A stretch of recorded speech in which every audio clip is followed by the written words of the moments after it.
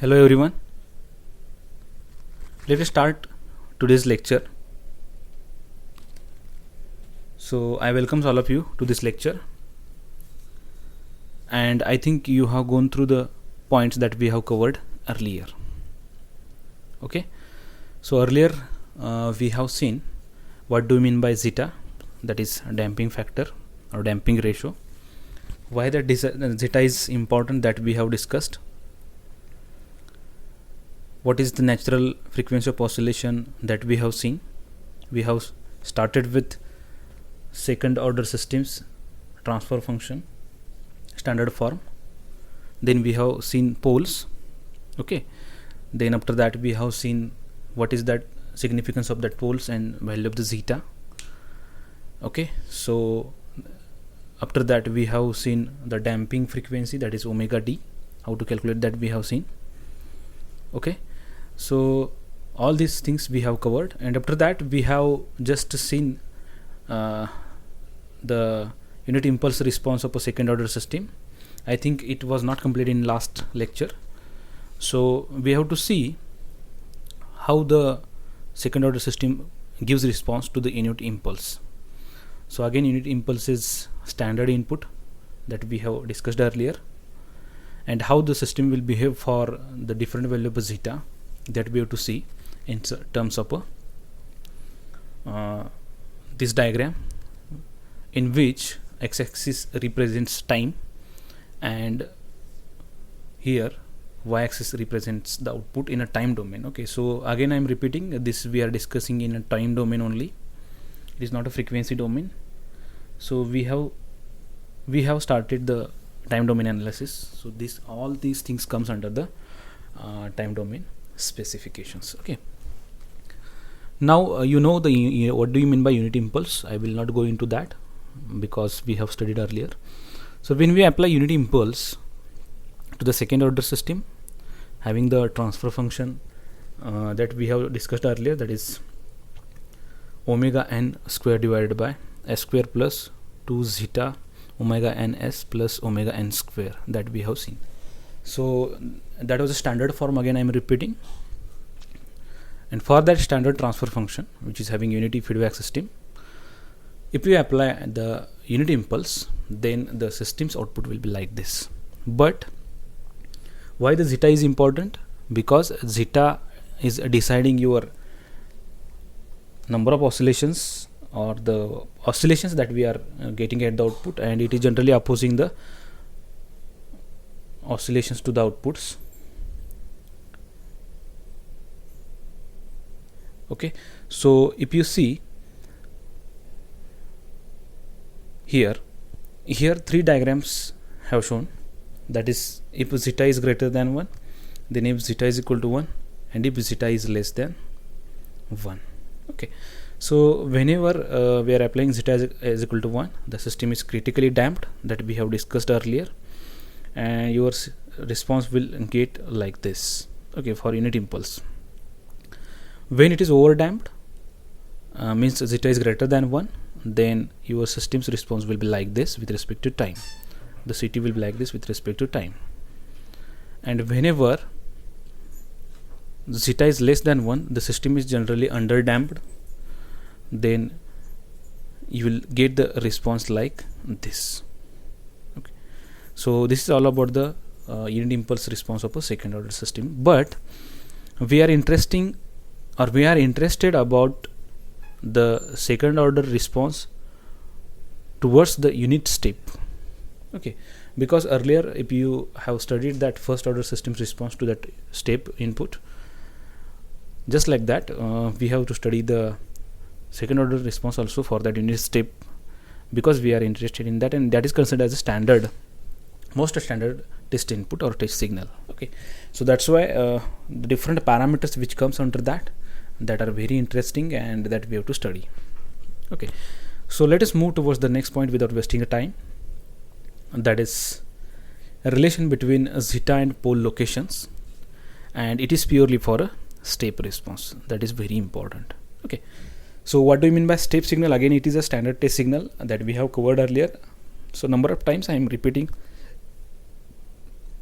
this thing is that you have to please see, you have to see the basics. Please see that basics, because earlier, if you have studied those slides or those videos, you have heard about that videos carefully, then the basics will be cleared. Okay, so that's why I'm telling you that please don't miss any lecture, because everything that we have to study in upcoming slides, that is dependent upon the previous slides or previous basics that we have covered. Okay, so again I'm repeating that I'm requesting all of you, please see that test signals, what is the behavior of that. If you don't know about what do you mean by unit step, then what do you mean by unit impulse signal, then you will not understand the response of the system, because you must know what do you mean by that impulse, what do you mean by the step input. I think in a signal system also you may have studied this, because this is extensively used in signal systems, these test inputs. Okay, so you must aware about different test signals like impulse, ramp, step. Okay, then unit ramp that we have also, our parabolic. These are very important signals. Those are used as test signals for deciding the system's output behavior. Okay, but generally standard test signal, most standard test signal is your step input that we have studied earlier in a first order system. Okay, so here let us see the relation between zeta and pole locations, and by studying this, okay, please see carefully how this value of the zeta is affecting the pole's location and what is the significance of that. And parallelly we have to observe three things here, not only pole's location and zeta value, but we have to also see how the system is responding in this right diagram. Okay, these three things you have to carefully observe. Okay, so see here, the first thing is that if the zeta is in between 0 and 1, means what? If the zeta's value is greater than 0 and it is less than 1, for example it may be 0.4, 0.3, 0.8, okay, like this. Okay, so we are discussing this case, means the zeta value will be in suppose the zeta value is in 0 to 1. Okay, so under that condition, if you see the pole's location, again you must know what is this diagram. So this is S plane, which is representing two axes. This is X axis, okay, and this is a Y axis. So this is a real axis and this is the imaginary axis. Okay, and this we have discussed earlier. So you will get the pole locations like this. So these poles again are represented by the cross symbol, that also we have discussed. So there is one cross and there is another cross, and in between these you'll get these poles like this, as this shown in figure. Okay, and if you see the step response, this is very important. If you see the step response, that is a CT, which is output, this is the step signal, and if the step signal is like this, your system response will be like this. Okay, so the zeta value in between 0 and 1. So what will happen here? First of all, the system will get one peak, positive peak, then it will get a negative peak, then positive peak, then negative peak, and means these are some oscillations that we are getting. So such a response is called as oscillatory response, that we have discussed earlier. Then it will tries to become to the desired value or 1. Okay, so I think you got the operation under this, or the system's response under this. Okay, again I am repeating, this is the time axis and this is the output, that is a CT with respect to time. And here initially we'll get some oscillations. So this is called as overshoot basically, and this is called as undershoot.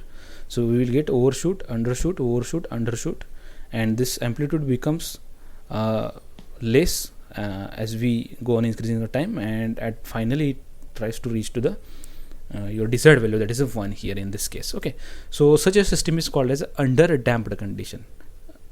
Okay, or under damped systems. Okay, so I think it is clear to you now. Let us move towards the second case, that is zeta is equal to 1. Now if the zeta's value is equal to 1, then we can say that system is damped successfully, but it is critically damped, as we have adjusted the value of zeta as a 1. Okay, but if you see the pole's location to the left side, again this is the real axis and this is the imaginary axis. Now See carefully. Here poles are on real axis and they are equal. Okay, this is very interesting thing. See, why we are studying this, because this is very important. These concepts are very extensively used whenever we decide the stability of the system, because the stability of the system is most important thing for us or a system designer.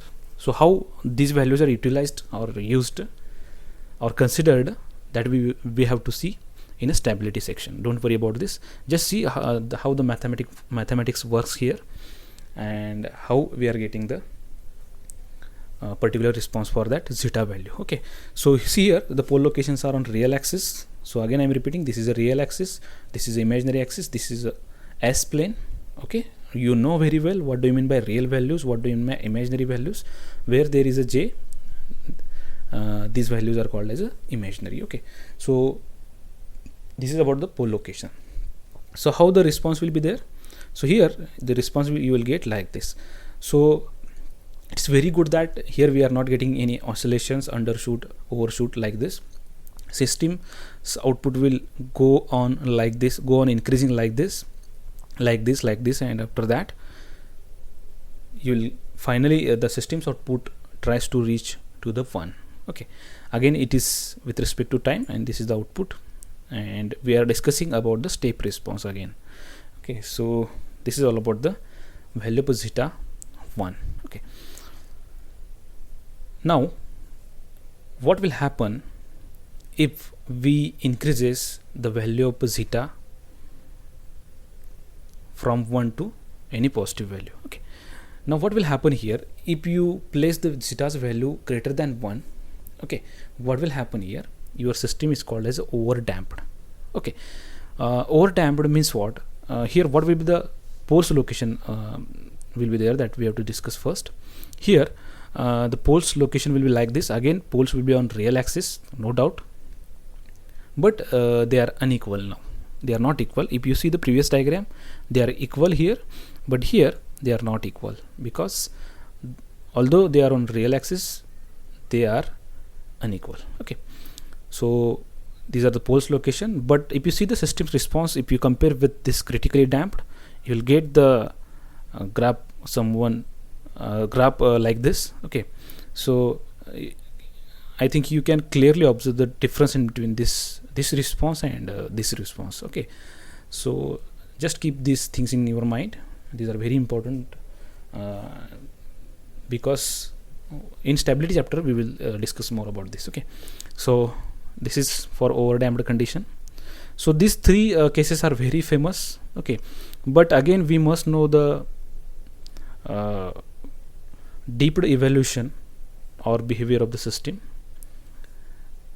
deep analysis of the system. So we have to consider another cases also for a better understanding of any system's behavior for step response or step input. Okay, so what will happen if the system is not any damping factor? Again I am repeating this definition of the zeta. Zeta is damping ratio. Okay, what do you mean by damping? Damping means what? System tries to oppose the oscillations. What do you mean by oscillations? Oscillations means what? Whenever we give any input to the system, and if system will not oppose to the oscillatory behavior of the system, these oscillations will continue. Or oscillations are nothing but the combinations of overshoot, undershoot, like a sine wave. Okay, so every system tries to get the desired value, tries to reduce that oscillations, and that is called as zeta. Okay, if such a zeta is not present in any system, then we can place the mathematical value of zeta as a 0, and the system is called as undamped. Means there is no any damping, means there will not be any opposition to that oscillations, and as there will not be any opposition to that system's oscillation, what will happen? System will oscillate. Means what? System will oscillate continuously. System will not try to get a desired or steady state value as zeta is equal to 0. So there will not be any damping, and that is called as undamped, and continuously system will oscillate, and such a behavior of the system will not be tolerated as it will give you a false output or a malfunctioning in a application. Okay, so here if you see the clearly, for zeta is equal to 0, the system is undamped and the pole locations are on here are on imaginary axis. Here g omega n is represented here. Okay, I think you clearly now you can clearly we can say clearly you can understand the difference between the value of zeta towards 1 greater than 1 and towards 0 is equal to 0. I think you can easily map these values and you can understand. Okay, so here if zeta is equal to 0, the system is undamped and the pole locations will be on imaginary axis, and the step response, for the step response system will behave like this, and there will be a oscillation and it will continue because there will not be any opposition to this behavior of the system as zeta is equal to 0. Okay, so this is all about the zeta is equal to 0 value. Okay, so again we have to also consider the value of zeta which is in between 0 and -1. Means what? If the value of zeta is less than 0, means 0 is greater than zeta, and if zeta is greater than -1, we can say means what? If the value of zeta is in between 0 and -1, that is minus value of zeta, then we will get the value of the poles somewhere here. Okay, so if you, I think if you can clearly map these values here, we will see the whole response of the system afterwards. Don't worry about that, but I think you can clearly map the locations of this pole here now. Okay, and see here how the system will give the response. As the zeta's value is negative, we can say it is not equal to 0. For 0 values you will get a constant oscillations, but this zeta is now negative, though although it is in between 0 and -1, but it is a negative, and for this value your system's oscillations amplitude will go on increasing. Means if you see here, this is my first overshoot. Okay, so this is my second overshoot, this is my third overshoot. Similarly, this is my first undershoot, second undershoot, third undershoot. If you see this amplitude of this overshoot and undershoot, it is going increasing as we go on increasing at time. Okay, so this is the difference in between the value of zeta as equal to 0 and zeta in between 0 and -1. Okay, I think you now you have got the clear picture about this. Okay, so this is all about the zeta's value. Okay, so this is for zeta is equal to -1. Okay, so this response is for zeta is equal to -1, and it will go on increasing like this. Okay, and it will not be stable, and this is also very harmful. Please see the difference in between this. In first second, this is first, this is the first response, this is second response, and this is third response. In this first, second and third, here the system tries to get a desired value. Okay, but if you see the value here, the value which is in negative axis, we can say, then here the value of the system or this system's response go on increasing, its value will continuously increase or oscillate here. But if you keep the zeta is equal to -1, what will happen? Its response will go on increasing like this. So there will not be any relation in between 1 and the output, and it will go on increasing like this. Okay, and you will get the poles locations on a real axis now, and if you see here, these are the positive values. Okay, so we will see afterwards what will be the effect of this values of a positive, real, negative, real. Okay, so that we will see afterwards. Don't worry about this. So what will happen if zeta is greater than -1? Then it will the system's response will be like this, and the poles will not be equal, but here poles are equal and here poles are not equal. Okay, so this is all about the zeta's value. Okay, so I think you have got the difference in between this, how the system will give the response. But we are interested in these values, that is under damped, critically damped, over damped, undamped, okay, and the value in between 0 and -1. Okay, so this is very dangerous situation where we are not having any damping factor, but it is having a negative value. Okay, so means we will not be having any control over our system, and the system will oscillate like this. Okay, so I think you have got the idea about this. So let's have a look on complete response of your zeta and the zeta's value and the poles locations. Okay, so if you see here, this is a real axis, these are the positive values of real axis, negative values of real axis. This is 0. This is the imaginary axis, positive imaginary axis, negative imaginary values here. Okay, so here if you see, let's start from this point. Okay, but before that, if you see here, this is the left half plane, that is LHP, and this is the right half plane, this is RHP. So these terms are these terms will be there in future slides, so please keep in mind. So this is the left hand plane, this is the right hand plane. Let's start from here. So initially, suppose if you put zeta's value is equal to 0, what will happen? You will get the poles on this imaginary axis. Okay, for zeta is equal to 0, you will get the poles on here and here. Okay, but as you go on increasing the value of the zeta, means what? If you go on increasing the value of zeta from 0 towards 1, means here zeta is greater than 0, but it is now less than 1. In this case, you will get the poles value here and here. Okay, so for 0 you will get on directly on imaginary axis. For value in between 0 and 1, you will get the poles value here and here. Okay, this is 1 and 1 dash. Okay, then after that, what will happen? If you put the zeta's value greater than 1, then directly you will get the values on a real axis but on negative sides. Okay, so if you see this 3 and 3 dash, you will get the value up like this. But what will happen if I put the zeta's value as of 1?